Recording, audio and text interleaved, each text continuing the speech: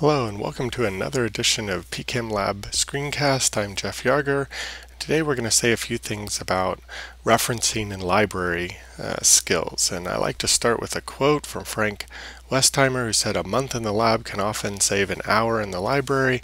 I usually turn that quote around and say an hour in the library can often save a month in the laboratory. And this is a very true statement, and it's definitely true when it comes to Pchem Lab, where most of what you're doing in Pchem Lab are fairly standard type experiments that have been done in the literature numerous times, and you can find a lot of background information just by going to your library and using the resources there to help write your report, both for background information with respect to the introduction, finding literature values that support the values you find within your experimental results as comparisons, etc. And I strongly encourage you to physically go to your libraries and look at the resources directly there. Oftentimes you don't get a good sense for them till you go there. Librarians are very helpful, especially at science-specific libraries like we have at Arizona State.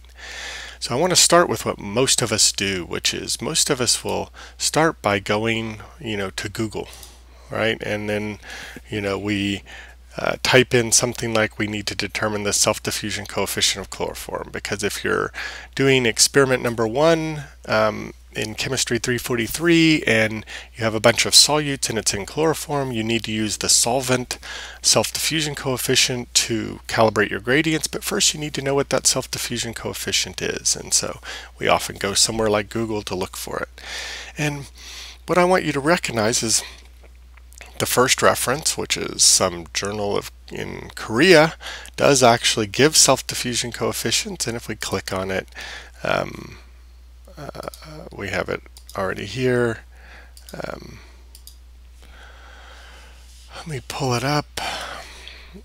We actually do have an article that is about using pulse field spin echoes to determine self-diffusion coefficient. It's doing it at low temperatures. It's looking at convection effects, but there is a table that gives self-diffusion coefficients for chloroform for different types of NMR tubes.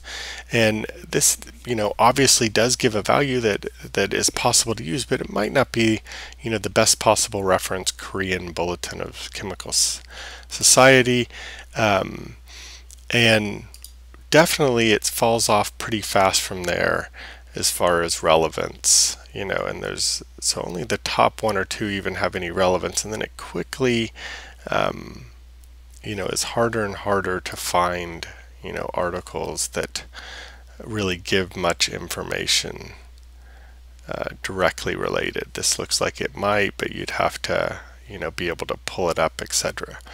So where I think is an important resource, especially if you're listening to this and you're a student at Arizona State University or any university, your library typically has lots of resources. And the one I use almost exclusively now is if I go to the library and I look up research databases. We have several research databases at our disposal to look up scientific information. I personally like to use the Web of Science, even though you can try to use several others. And if we go to the Web of Science, and it requires, of course, that you are an ASU, because this is charges to be able to see this, and we basically type in the same criteria and do a search on it. Now we get 5 pages of articles that really have these keywords somewhere in their topic or somewhere in the paper. Now my advice, especially in something like Pchem Lab, where you're doing experiments that are typically been around or have been done for years and years and aren't, you would say something that's just recently been developed in the past few years, is actually to go to the last page, because this is often where you're going to find very basic fundamental parameters. And so, it's on this page that we, can start, at the back looking at things and saying, oh, or some of these directly related. So look, we're looking at self-diffusion coefficients, within polymers, and immediately one of the last articles here is the molecular size free volume of liquids. So we can pull up this article, aha, okay, and it gives us 12 different liquids, etc. We can look at the PDF directly. It pulled it up different screen. I'll pull it over here. So size effect, we're immediately gonna be able to go down, look that it's dealing with the theory, and then aha, immediately table 1 gives us self-diffusivities, benzene, toluene, and chloroform at 298. So we immediately get a value for the diffusion coefficient. So that's really nice that and this comes out of Chemical Engineering Sciences in Great Britain. So in 1991, a fairly reputable journal that we can use to look at that. And then what I definitely advise is you're going to find that how things are measured and what they're doing in the literature varies. So here's self-diffusion of a molecule in chloroform. So there we go. And oftentimes when some molecule is being measured in chloroform, they give the value for chloroform as well. And you'll see, like, this is a nice article. It's showing us, the Stutzkel-Tanner pulse sequence, or basically a pulse field gradient spin echo pulse sequence. It's showing us the equation that we become fairly familiar with. The molecule. It's giving us a bunch of diffusivities. What the diffusivity is. And again, we'd have to read this article in a little more depth to see if it gives us exactly the diffusion coefficient for chloroform. But I'd be surprised if it doesn't say something along those lines. And then if we look further, here's the dependence of solvent diffusivity. So several solvents, and one of our criteria was chloroform, so it probably gives chloroform with different polymer concentrations. Let's pull up that article. And the reason I like this one is because if it is a function of solvent concentration, it usually gives it zero, it's at polymer solutions, but usually it gives you it at zero polymer solution. Again, it's starting off with the relationship we become fairly familiar with, the Stutzkel-Tanner equation. It gives us an exponential with respect to relaxation, which is something we're doing at short enough times we're ignoring that component, but this is the one we're fairly familiar with here. So it just gives you, it's also nice because it gives you several different ways to look at things. And sure enough, here is diffusion coefficient, self-diffusions, 0% polystyrene and here's chloroform. So again, we got another value for the diffusivity of chloroform.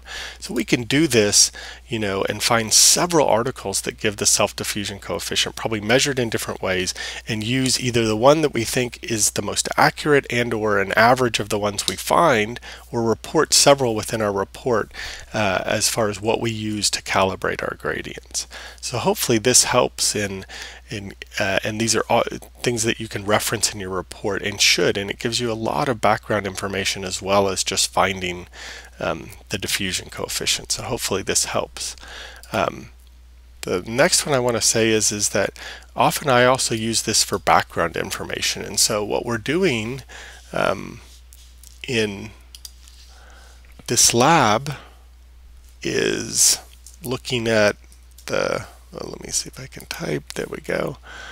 We're looking at the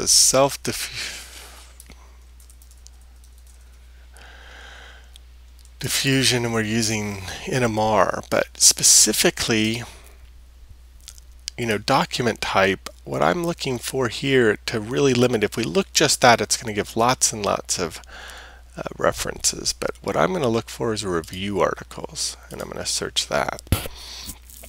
This limits it to 13. Again, I like to tend to go to the back, search my way forward.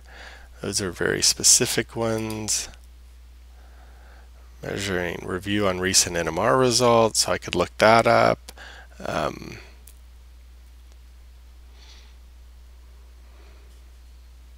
the most relevant, but characterizing porous media, that's a little too specific.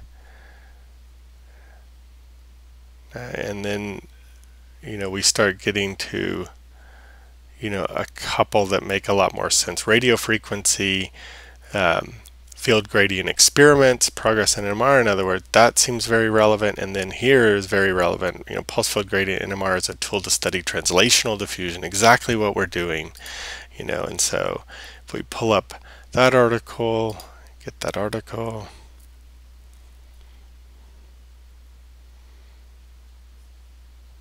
get PDF by William Price, who's probably one of the recognized leaders in this area, and an article going through the basic spin physics, and very nice, it gives a pulse field gradient spin echo, and it's describing it in detail, how you can think about how something's diffusing, etc. So again, very relevant, how things decay, to the introduction and just understanding, the basics of this experiment. And again, I strongly urge you to, look up these things when you're writing introductions to Pchem lab reports. It's really, getting a feel for what's out there in the literature, review articles and stuff that really can make the difference on how good your report is, how well it's referenced, how well other people, when they read your report, can look up these other resources and better understand the topic that you're discussing in your report.